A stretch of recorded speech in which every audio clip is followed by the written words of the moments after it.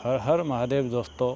आज मेरे ब्रह्मचर्य का 11वां दिन है और भोलेनाथ की कृपा से आज भी मैं टाइम से उठ गया था 3:55 पे। अभी नहा धोकर मैं आ चुका हूँ और समय हो रहा है 4:40। तो मैं आज आपको ब्रह्मचर्य का जो नियम है वो बता देता हूँ। सबसे पहले ब्रह्म मुहूर्त में उठ जाना है। 3:30 से लेकर 5:30 तक ब्रह्म मुहूर्त का टाइम होता है। उसके बाद आपको सुबह उठ के नहा धो करके योगा करना है, यानी कि एक्सरसाइज, योगा, मेडिटेशन ये सब करना है। उसके बाद आपको पूजा करनी चाहिए। सात्विक आहार यानी कि ब्रेकफास्ट, नाश्ता कर सकते हो। और उसके बाद आपको कुछ भी गलत नहीं करना है, ना सुनना है, ना सोचना है। तो ये ब्रह्मचर्य का नियम होता है। साथ ही साथ मैं आपको बताने वाला हूँ कि यदि आप प्रेमानंद जी महाराज से यानी कि वृंदावन में, जिनकी दोनों किडनी फेल हैं, फिर भी वो अच्छे से चलते फिरते हैं और रात को 2:30 पे वो वृंदावन में निकलते हैं और वो दर्शन देते हैं। तो साथ ही साथ मैं आपको ये भी बताऊंगा कि आप किस तरीके से उनके दर्शन कर सकते हैं और क्या एड्रेस है, कहाँ पर हैं और क्या उनसे मिलने का बात करनी है, तो क्या तरीका है, क्या उनसे किस तरीके से आप उन तक पहुंच सकते हैं। तो सबसे पहले शुरू करते हैं योगा। तो तभी आप जानते हैं, सबसे पहले ओम नाम से शुरुआत करते हैं।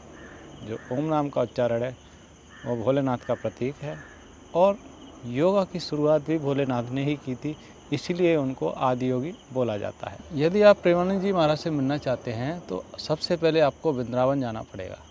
वृंदावन जाने के लिए आप मथुरा चले जाइए।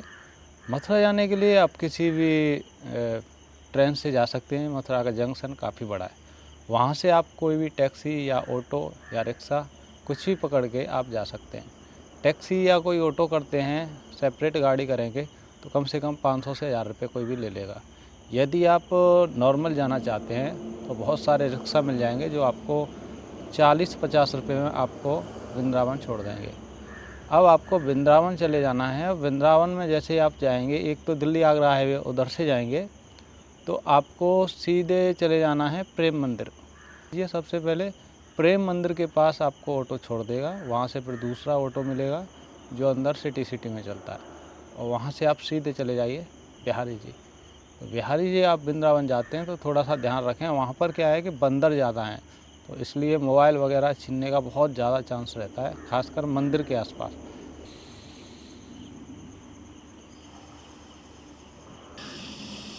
तो आप बिहारी जी पहुँच गए। बिहारी जी जाके आप सबसे पहले फल फूल ले लीजिए, प्रसाद ले लीजिए। और बिहारी जी के लिए जो प्रसाद है वो पेड़ा फेमस है, तो आप पेड़ा ले सकते हैं। आपको प्रसाद 50-100 रुपये का भी मिल जाएगा और अलग से पेड़ा लेंगे तो कम से कम 100-125 रुपये का आपको पेड़ा मिल जाएगा। और फूल वगैरह लेके मंदिर के आसपास मिल जाएंगे। और आप जब भी आप बिहारी जी जाते हैं तो बहुत खासकर दोबारा मैं आपको बता देता हूँ, बंदरों से बहुत सावधान रहें। वो बंदर क्या करेंगे कि आपका जो भी मोबाइल या चश्मा, खासकर वो चश्मा और मोबाइल को छीनते हैं। फिर आपको उनको फ्रूटी देनी पड़ेगी, कुछ खाने के लिए देंगे तब वो आपको वापस ऊपर से लेके आपको चश्मा ले जाएंगे या फिर मोबाइल ले जाएंगे, उसको तोड़ेंगे ऊपर बैठ के आपको दिखा के। जब तक आप कुछ उनको खाने को नहीं दोगे तब आप खाने को फेंकोगे, वो एक हाथ से उसको ले लेंगे, दूसरे हाथ से आपके सामान को दे देते हैं। लेकिन फिर भी खासकर ध्यान रखें, क्योंकि कुछ भी चश्मा या मोबाइल जाएगा तो टूटने का डर है। बिहारी जी दर्शन कर लीजिए। अब बिहारी जी से ही आप थोड़ा बाहर आइए तो वहाँ से करीब 1-1.5 किलोमीटर की दूरी पर निधिवन है। निधिवन वहाँ पर है जहाँ पर आज भी भगवान आते हैं और गोपिकाओं के साथ रास रचाते हैं। इसलिए वहाँ पर क्या है, निधिवन में पूरा बंद कर दिया जाता है। कोई भी आदमी यदि अंदर रह जाता है तो वो सुबह तक जिंदा नहीं मिलता है, उसको फिर वहीं पर समाधि बना देते हैं। ऐसे बहुत लोग हैं जो वहाँ पर उनकी समाधि बना दी गई है, जो अंदर रह गए थे, क्योंकि वो जिंदे नहीं मिले थे जब सुबह गेट खोलते हैं। निधि वन क्या है कि थोड़ी जगह में एक पेड़ हैं वन के, और अंदर मंदिर भी है। अंदर उसमें श्रृंगार वगैरह किया जाता है, राधा रानी का श्रृंगार किया जाता है, बेड सजाया जाता है। और जब सुबह आप जाएंगे तो वो सारा सामान वहाँ पर बिखरा हुआ मिलता है। तो आपने बिहारी जी के दर्शन कर लिए, निधिवन में भी आप घूम लिए। बिहारी जी के दर्शन में आपको ज़्यादा टाइम नहीं लगेगा, आधा घंटा से लेके 45 मिनट तक आपको लग जाएगा। और अंदर थोड़ी भीड़ रहती है, मोबाइल कैमरा अलाउ नहीं है, फिर भी कुछ लोग वीडियो बना लेते हैं, तो वो थोड़ा सा नियम का ध्यान रखें। और बाकी सेल्फ़ी वगैरह ले सकते हैं आप, फ़ोटो वगैरह आसानी से, बट ज़्यादा देर वो या तो रखेंगे तो फ़ोन आपका मना करते हैं। और बिहार जी के दर्शन करने के बाद अभी आप सीधा निकल आइए और निधिवन चले जाइए। निधिवन आपको कम से कम 1 घंटा लग जाएगा। वहाँ पर कुछ कुएँ हैं, तालाब हैं, वो सब दिखाते हैं छोटे छोटे, और महल हैं, छोटे छोटे मंदिर हैं। उसके बाद आपको सीधे चले आना है। आप वृंदावन एक दिन में ही घूमना चाह रहे हैं तो वहाँ पर घाट हैं 2-3, जो कि निधिवन से आपको मुश्किल से आधा किलोमीटर की डिस्टेंस पर हैं बाहर। तो आप उन घाटों पे घूमिए आराम से, जमुना जी की बोटिंग कीजिए, जो 100-200 रुपये में आपको बोटिंग मिल जाएगी।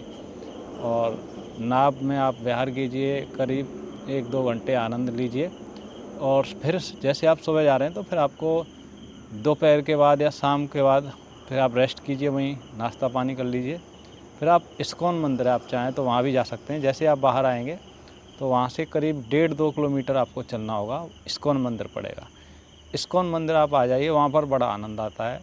वहाँ पर पूजा होती है और आरती होती है राधा कृष्ण जी की, और ढोलक से और बाजे के साथ बड़ा भजन और बहुत कीर्तन चलता है, वो पूरा उमंग के साथ।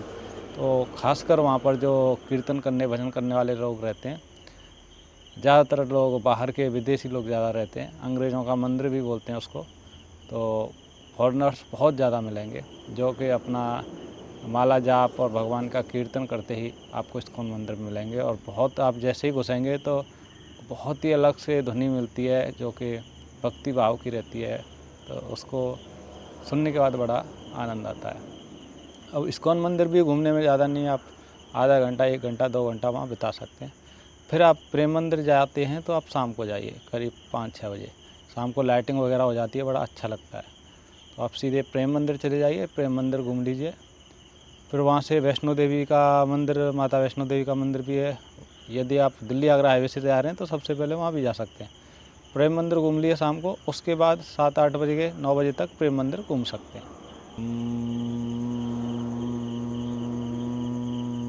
जैसे आप प्रेम मंदिर से अंदर दोबारा इस्कॉन मंदिर की तरफ चलोगे आधा किलोमीटर, तो आपको परिक्रमा मार्ग मिल जाएगा, जहाँ पर एक पुलिस चौकी भी है। आप उसी रास्ते से सीधे वृंदावन अंदर मंदिर की तरफ न जाके अब लेफ़्ट साइड में मुड़ जाइए। जैसे आप लेफ़्ट साइड में मुड़ेंगे, वहाँ से मात्र 1 किलोमीटर की दूरी पर, 1-1.25 किलोमीटर की दूरी पर प्रेमानंद जी महाराज का आश्रम है। अब आश्रम आप केली कुंज उनको बोलते हैं, केली कुंज जगह है जहाँ पर उनका आश्रम है। अभी आपको आश्रम में जाना है तो आप वहाँ से किसी को भी पूछेंगे, वो पूरा एरिया प्रेमानंद जी महाराज के भक्तों से भरा रहता है। कभी भी आप जाएंगे तो वहाँ पर दुकानें रहेंगी, वहाँ पर प्रेमानंद जी महाराज के जो फ़ोटो हैं वो लगे रहेंगे, और खाने पीने की नाश्ता की दुकान है, चाय पानी हर चीज़ वहाँ पर मिल जाएगा। मथुरा घूम लिए, मथुरा घूमने के बाद आपको, वृंदावन घूमने के बाद आपको 9 बज गया। अब प्रेमानंद जी महाराज जो आते हैं वो 2:30 बजे करीब अपने फ्लैट जहाँ रूम है वहाँ से निकलते हैं, और जो आश्रम है केली कुंज वहाँ पहुँचते हैं। वो करीब आधा घंटे उनको लग जाता है, आधा से पौन घंटे, यानी कि वो 3 बजे के करीब 2:45 के आसपास, यानी कि वो रूम से निकलते हैं 2:15 बजे करीब, 2:15 बजे, और वहाँ पर करीब 2:45 और 3 बजे के करीब, 2:30 से लेके 2:45-3 के करीब वो आश्रम में पहुँच जाते हैं। वैसे तो उनका डेली फिक्स टाइम है, बट 10-5 मिनट इधर उधर कभी हो सकती है वो भक्तों की वजह से। वहाँ पर बहुत सारी भीड़ रहती है, तो वो रात को आते हैं 2:30 बजे के बाद, मान लीजिए 2 बजे से भक्तों की लाइन लगना शुरू हो जाती है, रस्सी वगैरह लगा दी जाती हैं, जिससे कि रोड बंद कर दिया जाता है। और कोई भी आदमी यदि आता है तो थोड़ा सावधानी से रहे, क्योंकि वहाँ पर भक्त बहुत मायूस होते हैं, कीर्तन चल रहा होता है, हज़ारों आदमी, कई हज़ारों लोग आपको लाइन से मिलेंगे, करीब 1-2 किलोमीटर में खड़े हुए, और लाइन से बहुत भीड़ रहती है। अब प्रेमानंद जी महाराज 2:30 बजे आएंगे। अब आपको क्या करना है, या तो रूम ले लीजिए, बहुत सारे रूम हैं उधर ही, 500-600 रुपये में आपको रुकने के लिए रूम मिल जाएगा।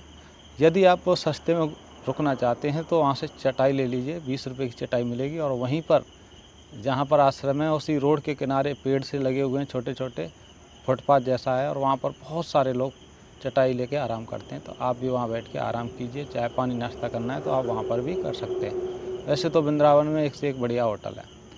तो ये था कि आप उनके दर्शन कैसे करना जाएँ। अब जो महाराज जी आएंगे वो 2:30 बजे आएंगे करीब, तो आप लाइन में खड़े हो जाइए। और जैसे वो आएंगे वहाँ बहुत सारी भीड़ रहेगी और लाइटिंग वगैरह, कुछ लोग लाइट दिखा रहे होंगे, ढोल बाजे बजा रहे होंगे, कुछ लोग अपने खुद से लाइट डीजे की लाइट लगा देते हैं। इस तरीके से उनका बहुत 10-15 महात्मा लोग उनके साथ रहते हैं। तो इस तरीके से 10-20 उनके सेवादार रहते हैं जो व्यवस्था को देखते हैं। तो रस्सी लगा दी जाती है जिससे कोई लोग आगे नहीं बढ़े। अब दोस्तों आपने क्या है कि दर्शन हो जाएंगे बाबा के, आराम से खड़े रहें। बाबा एक दृष्टि सबको देते हैं, तो आपको भी वो ज़रूर देखेंगे एक बार। तो आप दर्शन कर लीजिए, दर्शन करके आप आगे दोबारा उनके पीछे जाना चाहेंगे तो नहीं जाने देंगे। रस्सी से वो लोग वहीं रोक के रखेंगे आपको, जब तक बाबा आगे नहीं निकल जाएं। करीब 10 मिनट आगे निकल जाएंगे तब आपको छोड़ेंगे। फिर लोग उनकी रज लेने के लिए जहाँ से निकल रहे रास्ते से वो दंडवत प्रणाम करते हैं। उसके बाद बाबा आश्रम में पहुंच जाएंगे। अब आप सब लोग हो जाओगे फ्री। तो यानी कि 1:30-2 बजे से माहौल बनता है वहाँ दर्शन करने के लिए। लोग खड़े हो जाते हैं लाइन में और करीब 2:30-3 बजे तक ये रहेगा। 3 बजे तक दर्शन हो जाएंगे। दर्शन करने के बाद आप अब महाराज जी से मिलना चाहते हैं तो उसके लिए भी एक प्रोसीजर है। सबसे पहले आपको आधार कार्ड अपना रखना है और लाइन में लग जाना है करीब 4-5 बजे। भीड़ बहुत रहती है, लोग 3 बजे से ही लाइन में लग जाते हैं।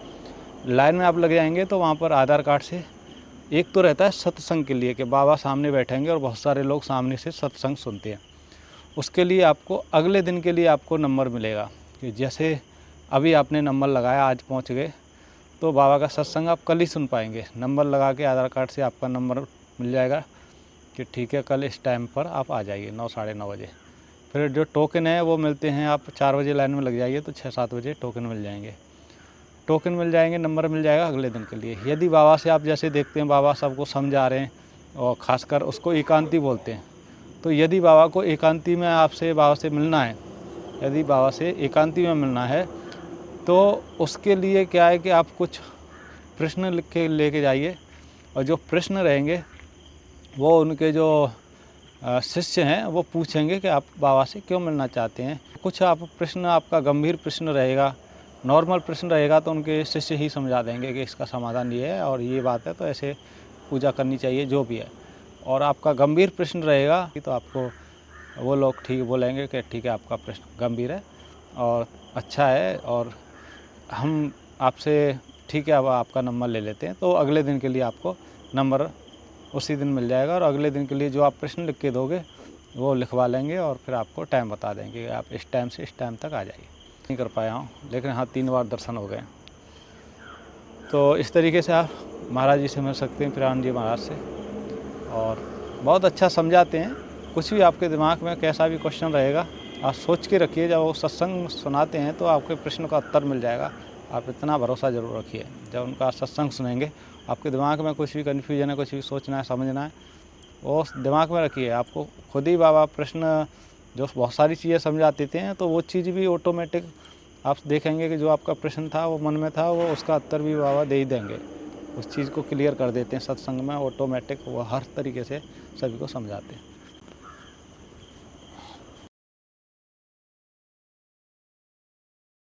अब इसमें क्या करेंगे, ऐसे पेट को हाथ लगाएंगे दोनों यहाँ पर, उसके बाद सांस भरेंगे और नीचे जाके सांस झुकेंगे और नीचे जाके सांस छोड़ देंगे।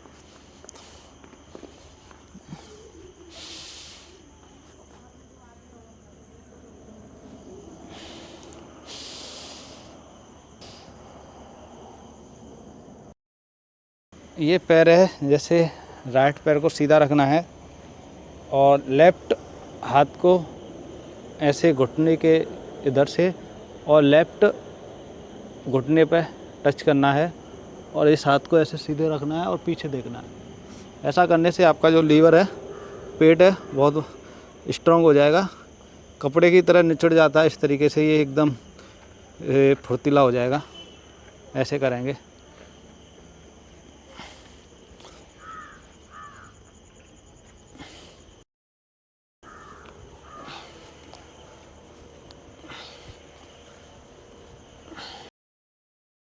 अभी हम पुशअप मारेंगे।